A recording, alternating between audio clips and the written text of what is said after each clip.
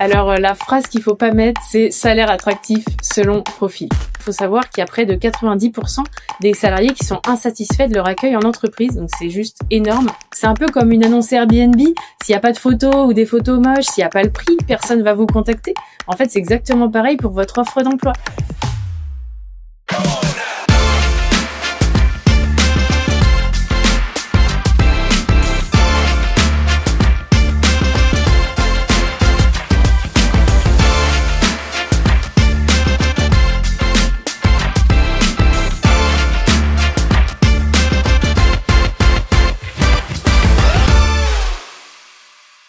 Recruter devient un casse-tête, une offre publiée et aucune candidature sérieuse. Vous en avez marre des annonces qui n'attirent personne. Dans cet épisode, on va passer en revue avec mon invité du jour les codes d'une offre d'emploi qui fonctionnent vraiment pour la profession. Donc pour cela, qui d'autre que la fabuleuse, talentueuse, on va dire la goth du recrutement en fait si vous voulez. Je crois qu'elle s'appelle Audrey, elle est de chez Lamaconta. Bonjour Audrey. Bonjour Florian, merci de m'avoir invité aujourd'hui. T'as vu, je t'ai fait un bon teasing en plus. Ouais, sympa. Alors ce que j'aimerais, c'est qu'aujourd'hui, tu nous aides pendant 30 minutes à vraiment faire l'offre qui fonctionne aujourd'hui pour qu'on puisse aider les cabinets en fait à s'adapter et attirer les jeunes, les anciens et tout le monde. Donc avant qu'on commence vraiment dans le sujet, tu te présentes rapidement avec Lamaconta, s'il te plaît ? Avec plaisir. Donc je suis Audrey Brulon, cofondatrice de Lamaconta. Notre vision chez Lamaconta, c'est vraiment de contribuer à faire de la profession un environnement où le travail n'est pas une fin, mais un moyen de s'accomplir. Et ça, on le fait en développant le capital employeur des cabinets d'expertise comptable attractifs et la carrière des collaborateurs pour que chacun révèle son potentiel. Donc Lamaconta, chaque année, c'est à peu près 50 000 CV déposés, 940 000 visites par an. Il y a des centaines de cabinets que vous pouvez rejoindre sur Lamaconta, donc faut pas hésiter à aller y faire un tour. Tu as de l'expérience et tout ce qu'il faut. Donc moi, ce que j'aimerais, avant qu'on aille vraiment dans le détail vraiment de l'offre parfaite que tu vas m'aider, c'est que tu me dises en gros, quels sont les principaux, si tu veux, toi, problèmes qu'on leur trouve dans les cabinets sur leurs offres. C'est quoi qui pêche ? Alors, j'ai identifié 5 erreurs qu'on voit hyper fréquemment. La première, et j'insiste dessus, c'est de ne pas afficher le salaire. On a fait une étude auprès d'à peu près 600 répondants, des collaborateurs comptables, qui disaient que le salaire était vraiment leur critère numéro 1 de choix, et à plus de 60%, c'est tout ce qui est salaire et avantages salariaux qui sont dans le top 1. Donc c'est vraiment important de les mettre en avant. Et aujourd'hui, quand vous mettez pas le salaire sur votre offre d'emploi, vous passez à côté de 80% des clics. Donc c'est vraiment énorme, et 25% des candidatures. L'erreur numéro 2, ça va être l'incohérence de l'offre d'emploi. Par exemple, si vous cherchez un collaborateur comptable à Bordeaux avec 10 ans d'expérience Bac+5 et que vous mettez un salaire à 25K € par an, ça c'est pas possible, et j'en vois vraiment tous les jours. Je sais que c'est pas facile avec les grilles de salaire, mais vraiment vaut mieux faire 2 offres d'emploi plutôt qu'une qui n'est pas du tout dans la fourchette. L'erreur numéro 3, ça va être de faire une offre justement qui est vraiment trop large. On va mettre de 25 à 45K, que ce soit un débutant ou un confirmé. En fait, votre offre d'emploi, elle doit être précise. Donc ça, c'est vraiment une erreur que je vois très fréquemment. Également la banalité, une offre impersonnelle qui serait trop courte, qui pourrait correspondre à n'importe quel cabinet. Posez-vous vraiment la question, est-ce que mon offre, elle peut s'appliquer à mes confrères dans la même ville? Et si c'est le cas, il faudra vraiment la changer. Il y a 47% des candidats qui estiment que les annonces affichées omettent des détails cruciaux. Donc ça, c'est vraiment important de passer à côté de la banalité et de faire quelque chose de personnalisé. Et enfin, l'erreur numéro 5, c'est sur la forme. Je vois trop souvent passer des fautes. C'est bête, mais en fait, c'est important de faire attention de bien relire son offre, des phrases qui sont bien construites, qui sont pas bâclées, en fait, sans âme. Donc ça, ce seraient les 5 erreurs que je vois le plus fréquemment. J'allais te poser la question, en fait, de l'impact réel derrière, si tu veux, d'une mauvaise ou une bonne offre d'emploi. Et là, tu me l'as dit, en fait. Déjà, juste de pas mettre le salaire, on va dire une grille, si tu veux, 80% on va perdre. C'est énorme. C'est énorme. Et c'est les chiffres APEC, hein, donc c'est pas que Lamaconta, ça se vérifie sur la plupart des job boards. Ouais, c'est vraiment très impactant.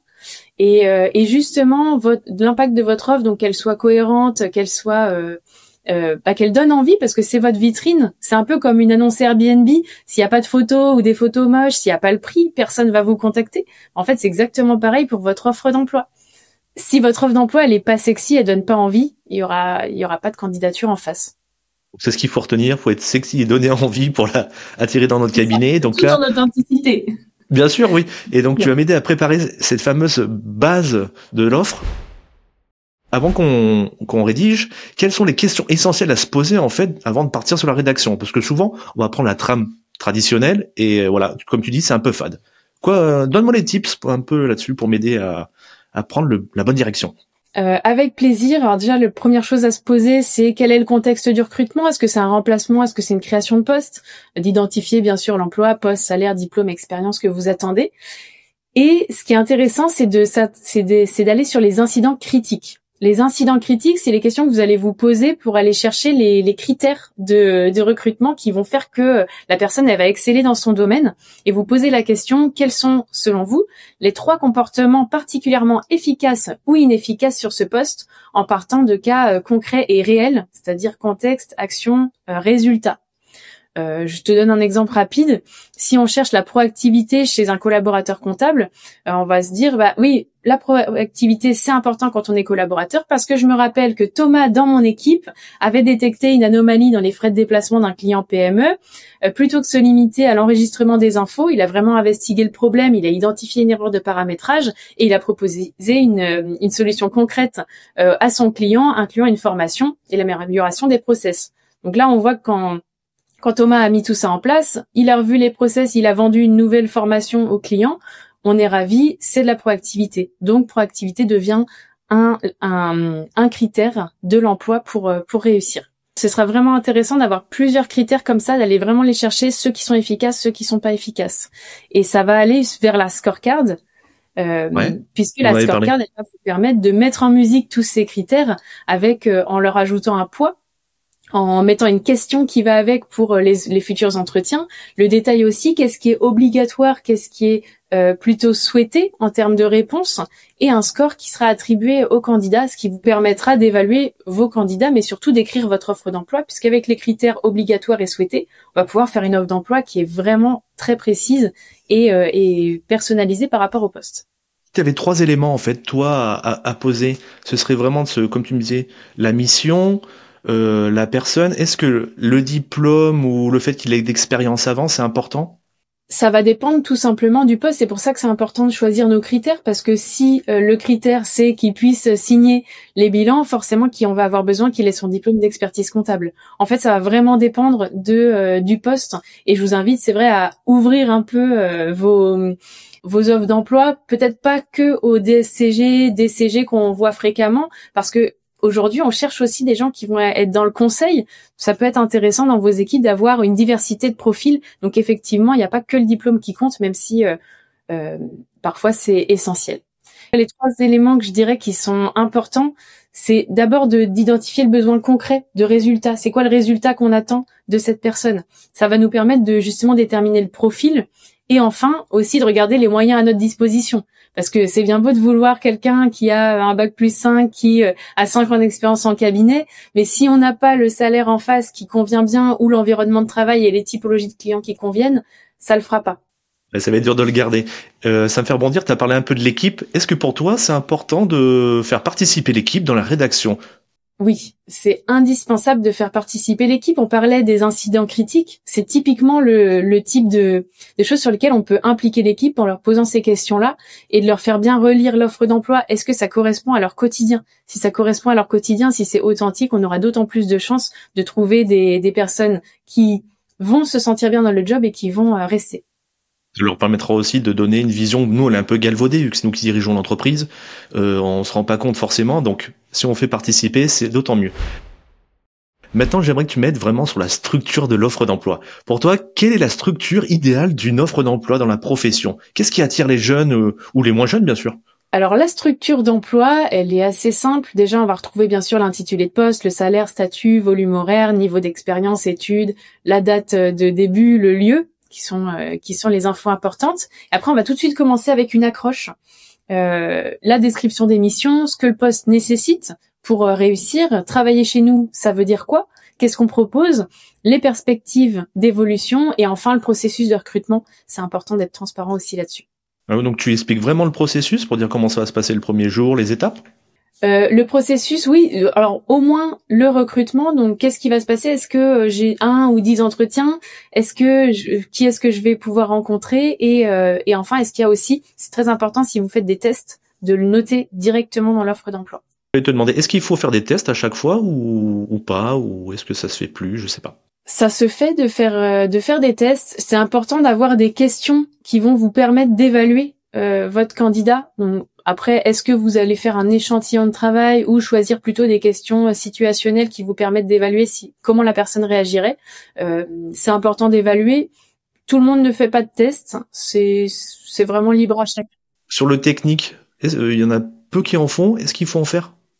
Vraiment, est-ce que je sais passer une écriture comptable ou pas? Ou c'est plutôt vraiment les soft skills?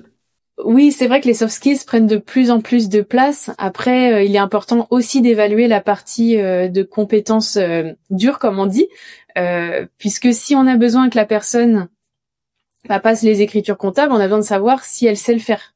Et pour ça, il va être important de l'évaluer d'une façon ou d'une autre, que ce soit avec des questions situationnelles, un échantillon de travail ou autre. Mais c'est important d'aller vers ça, oui. Vraiment que tu donnes ton œil en fait de professionnel où tu vas me dire vraiment quelles sont les pires phrases que t'as trop souvent vues dans les offres, dans les accroches et qui en fait faut surtout pas les mettre. Alors la phrase qu'il faut pas mettre, c'est salaire attractif selon profil. Ça marche pas parce que salaire attractif, ça veut rien dire. C'est quoi un salaire attractif pour toi, pour moi? Et selon profil, ben justement l'offre d'emploi, elle détermine un profil. Tu bottes en touche là en fait. Oui. Est-ce qu'on peut encore mettre comme quoi on a les mutuelles ainsi de suite, ça va tirer. Alors si vous remboursez à 100% la mutuelle ou à 90%, vous pouvez le mettre. Si c'est 50%, bah, c'est juste la loi, c'est comme les transports en commun. Le mettez pas dans vos avantages parce que c'est pas un avantage, c'est juste normal. Maintenant, on voit de plus en plus, et donc je voudrais avoir ton retour là-dessus, sur la partie outils. Maintenant, il y en a qui mettent dans les offres les outils comme quoi ils utilisent par exemple Sage, Penny Lane ou un autre. C'est normal? Est-ce que c'est pas coincé si on change d'outil? Dis-moi ce que t'en penses. C'est indispensable d'indiquer avec quel outil de travail on va être au quotidien. Et un collaborateur qui lit une offre où il y a marqué « Nous avons les meilleurs outils », c'est pareil que le salaire attractif. C'est quoi les meilleurs outils? On a tous une vision différente. Donc si on veut une offre d'emploi qui soit impactante, qui donne envie aux bonnes personnes, il faut indiquer les outils sur lesquels on va travailler au quotidien. Et de l'autre côté aussi, ça va peut-être permettre, entre guillemets, de faire du tri de notre côté, avoir une personne qui connaît ce logiciel, donc on y gagne aussi. Exactement. Sans plus on donne d'informations et plus on a de chances que ça se passe bien avec le collaborateur qui nous rejoint. C'est vrai ça, mais on a toujours du mal d'être transparent, et donc ça c'est toujours un petit peu difficile. Tu vas m'aider du coup à personnaliser et rendre une offre attractive. Moi je veux que tu me dises en fait, là je suis un cabinet, qu'est-ce qu'il faut faire? Comment éviter d'écrire en fait une offre qui va pas et qui va pas aller à n'importe quel cabinet. Comment on fait pour mon cabinet, ça y est, il attire tout le monde.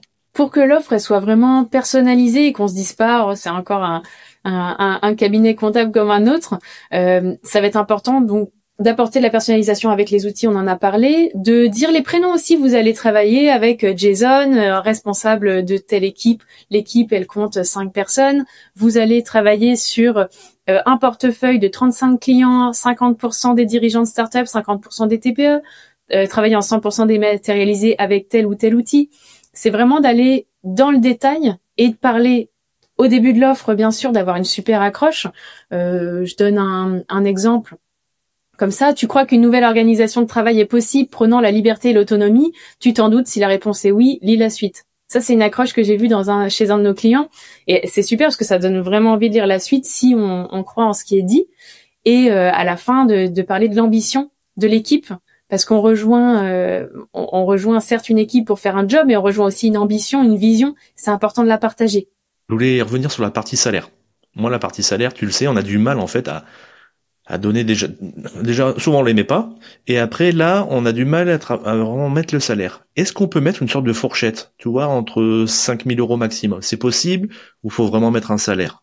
Oui, voilà, 5K c'est vraiment moi ce que je recommande, de pas faire plus, et je pense que la fourchette elle est intéressante puisque vous allez aussi mettre une fourchette d'expérience dans votre offre d'emploi. Donc en fait, la fourchette d'expérience correspondra à la fourchette de salaire. Et le petit tips aussi, la petite astuce, c'est de pas mettre 35 à 40, à 45, ça va vraiment faire les créneaux, tu vois. Voilà, c'est exactement. Faites plutôt 33 à 37, par exemple. Là, on voit que c'est précis, que vous y avez réfléchi. Le collaborateur, il se dit, ok, il y a vraiment une fiche de poste derrière. Ils ont pas mis un salaire au hasard. Et il Et vaut mieux deux offres d'emploi plutôt qu'une qui est vraiment trop large en termes de salaire ou d'expérience. quels sont les avantages qu'on peut mettre en avant qui vont attirer maintenant la nouvelle génération? Les avantages qu'on peut mettre en avant, ça va principalement être, alors dans l'ordre, je te parlais Oui, d'une bien étude sûr. qu'on a menée, dans l'ordre, c'est vraiment tout ce qui est salaire, avantages salariaux, ça c'est en premier dans les choix, les perspectives d'évolution, l'organisation du cabinet, les logiciels utilisés, la formation. Donc ça c'est dans l'ordre. Après, ce qu'on va pouvoir retrouver d'assez important, ça va être le nombre de jours de télétravail. C'est bien de faire du télétravail, mais combien de jours? Est-ce que vous vous accompagnez au stage deck, par exemple? Hyper important. Certains font la semaine de 4 jours, de 4,5 jours. Ça, évidemment, c'est super attractif. Notamment, aujourd'hui, c'est super attractif. Et les horaires flexibles, si vous le mettez, expliquez aussi quels sont les horaires flexibles. Est-ce qu'elles sont vraiment flexibles? Est-ce que c'est des plages? Ça, c'est aussi des choses qu'on va pouvoir mettre avec du concret. Parler des perspectives d'évolution. Est-ce que c'est un vrai plus?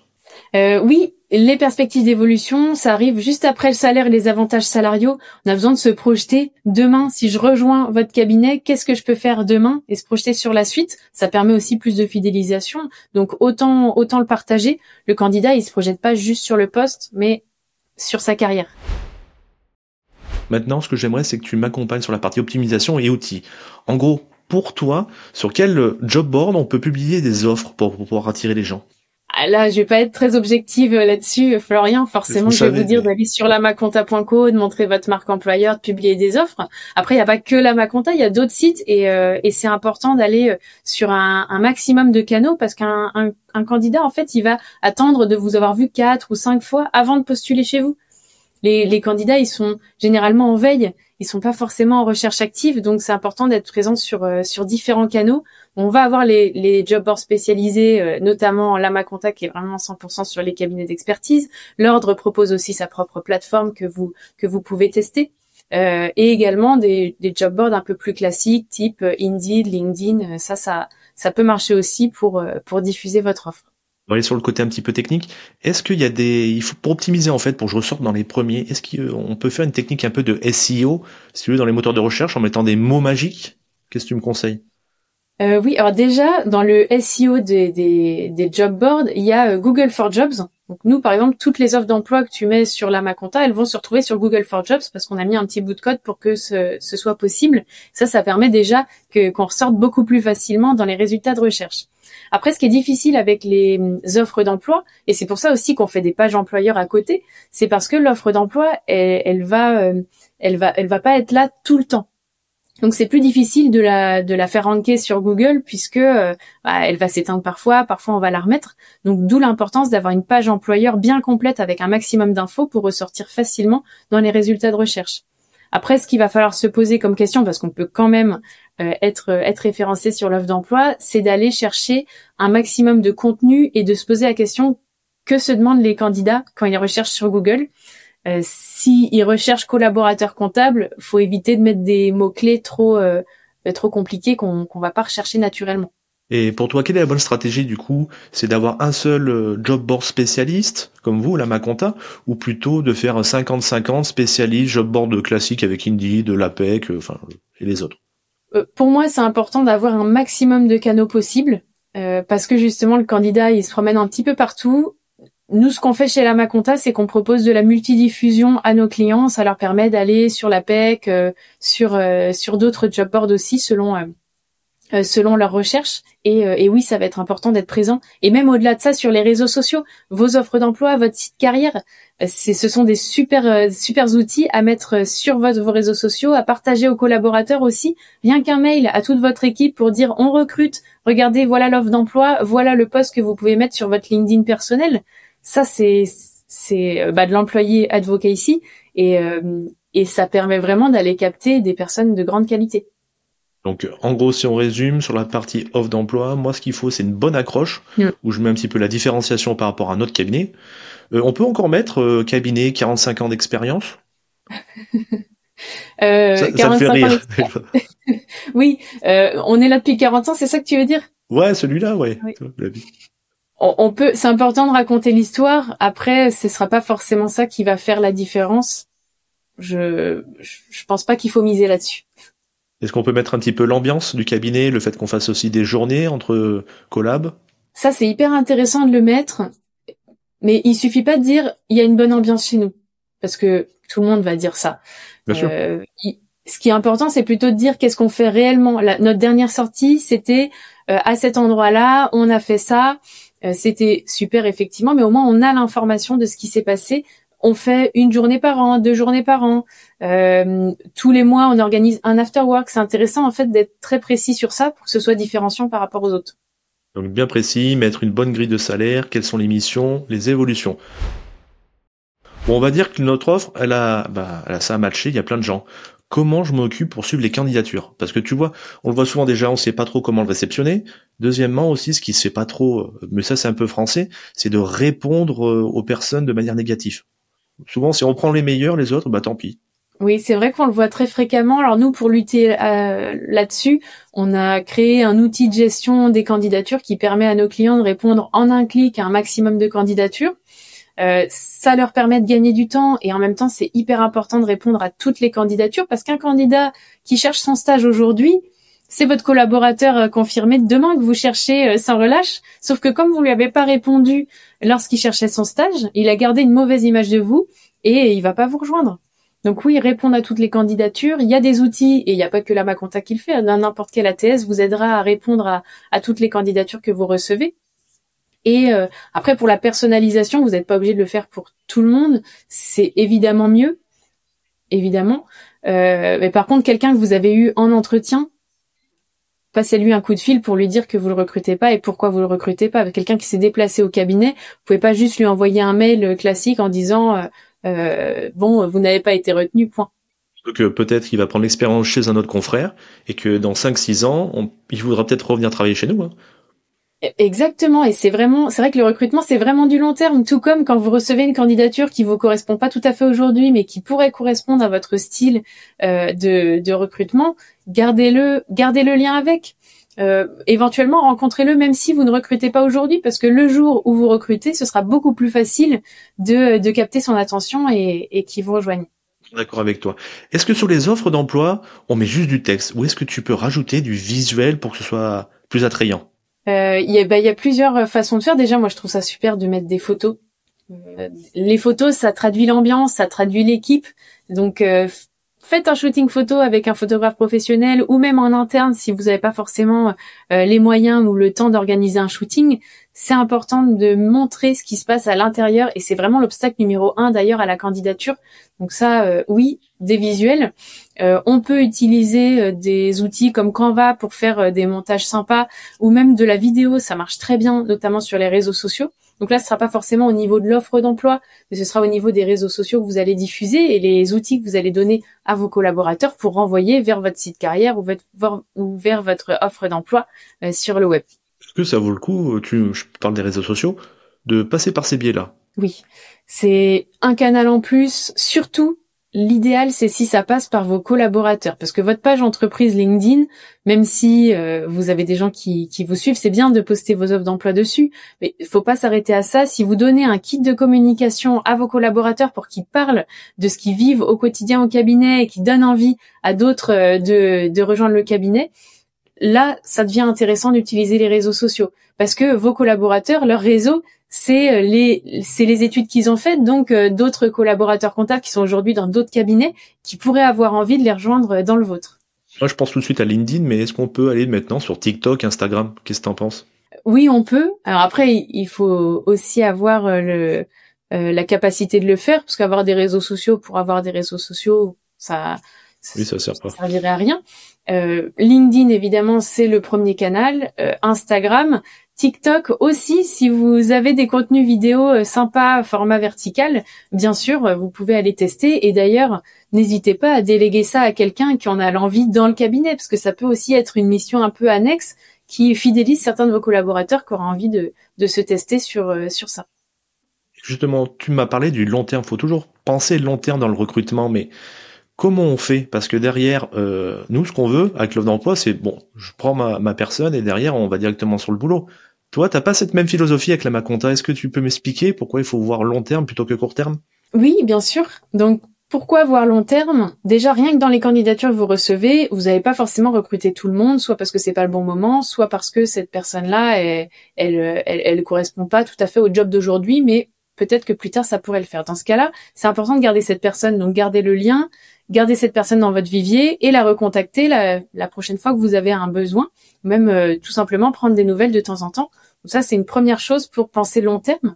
Penser long terme, c'est aussi tout ce qui concerne l'intégration. Parce qu'une fois qu'on a trouvé notre personne, une fois qu'on a décidé de travailler ensemble, il y a une phase qui s'appelle le pré-onboarding. Donc l'onboarding, c'est quand la personne est arrivée jour J, mais au moment où vous avez signé et au moment où elle vous rejoint, il peut se passer 1 mois, 2 mois, 3 mois. Peut-être que le cabinet va essayer de garder cette personne-là chez lui. Peut-être que des recruteurs vont le contacter et lui proposer d'autres offres peut-être plus attractive. Donc attention à bien garder le lien à ce moment-là pour que la personne ait quand même envie de rester chez vous. Et une fois le premier jour passé, on peut pas se mettre tout de suite voilà tes dossiers et c'est parti. Non, ça marche pas comme ça. Et j'ai déjà entendu des experts comptables me dire cette personne-là, elle est déjà en retard, il faut absolument qu'elle commence maintenant. On peut pas commencer tout de suite. L'onboarding, il prend plusieurs jours, voire plusieurs semaines. Et la première semaine, elle est essentielle parce que c'est la première semaine qui va déterminer si la personne, elle va rester à long terme chez vous ou pas. Donc l'onboarding, c'est vraiment clé. Et d'ailleurs, il faut savoir qu'il y a près de 90% des salariés qui sont insatisfaits de leur accueil en entreprise. Donc c'est juste énorme. C'est-à-dire que la moindre chose que vous faites, vous allez déjà être au-dessus de la majorité. Et il faut savoir qu'une recrue qui passe par un processus d'onboarding complet a environ 58% de chances de plus de rester au sein de votre cabinet. On peut en parler, de le mettre en avant justement qu'on fait du onboarding dans l'offre d'emploi? Et on peut le mettre en avant en parlant de ce qui va se passer. Lorsque tu rejoins l'équipe, voilà ce qui se passe. Et ça, c'est aussi très rassurant pour le collaborateur. Il faut savoir que quand on quitte un job, ça fait peur. C'est l'inconnu. Donc, plus vous rassurez votre collaborateur, plus il a de chances de postuler chez vous. Et on peut se faire accompagner là-dessus. Bon, en gros, moi j'ai pas le temps, tu vois, on a la période fiscale et je maîtrise pas trop ça, les RH. Est-ce qu'on peut déléguer ça? Est-ce que vous, la Maconta, vous le faites? Comment ça se passe?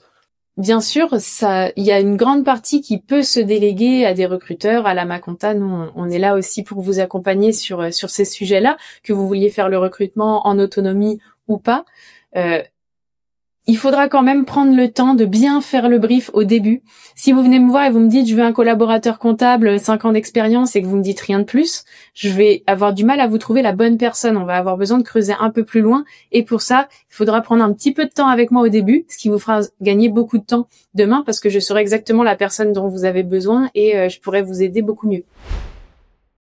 On arrive presque à la fin. Moi, ce que j'aimerais, c'est avoir tes tips, en fait. Est-ce que tu peux me donner, toi, tes 3 mots-clés pour réussir une offre d'emploi? C'est quoi les 3 mots-clés? Alors, les 3 mots-clés, ce serait personnalisation, authenticité et précision. Est-ce que tu as une méthode express pour rédiger une offre en 30 minutes, toi? T'es une professionnelle, tu dois savoir le faire en 30 minutes. J'ai une méthode express. Alors, faut savoir, de toute façon, l'offre d'emploi, faut y passer un petit peu de temps. 30 minutes, ça peut suffire, mais ne vous empêchez pas de passer 1 heure parce que derrière, vous allez la réutiliser votre offre d'emploi. Moi, je me suis construit un modèle ChatGPT qui me permet d'écrire mes offres d'emploi et je te le partage avec plaisir, Florian. Tu pourras le mettre en lien de nos échanges. Est-ce que je peux regarder aussi ce que font les confrères pour un peu m'inspirer? Ou d'après toi, vaut mieux pas faire et je me concentre? C'est intéressant, évidemment, de regarder ce que font les confrères. Moi, je pense qu'il faut aller chercher les bonnes pratiques un peu partout. Après, n'essayez pas de faire exactement pareil. S'il y a une page que vous trouvez sympa, ne faites pas la même chose, c'est pas vous. L'important, c'est d'aller chercher ce qui vous ressemble. Et là, il y a un travail à faire sur les valeurs, la vision qu'on a besoin de faire tout au long de la vie du cabinet. Et c'est ce travail-là qui vous permettra d'avoir une offre et une page différenciantes. Sur la Maconta, on pourra regarder un petit peu ce qui se fait, ça donnera un petit peu un benchmarking. Bien sûr, c'est aussi l'opportunité d'aller voir ce qui se fait et de récupérer les bonnes pratiques. Bon, on arrive à la fin. Est-ce que tu aurais un mot à me rajouter là-dessus? J'ai envie de dire, prenez soin de vos candidats, prenez soin de vos collaborateurs. Ils sont une ressource très très précieuse et l'engagement vient dès la candidature. Donc essayez de faire de belles offres d'emploi. Prenez le temps et vous verrez, ça marchera. te remercie là-dessus. D'habitude, on fait le jeu ceci ou cela, mais tu l'avais déjà fait, t'étais venu il y a une ou deux saisons dernières. Moi, ce que j'aimerais plutôt, c'est te donner le mot pour que tu me dises, en gros, qu'est-ce qui va se passer au congrès, qu'est-ce que toi tu fais dans l'avenir, et les nouvelles choses que vous allez nous sortir, là, bientôt, chez la Maconta.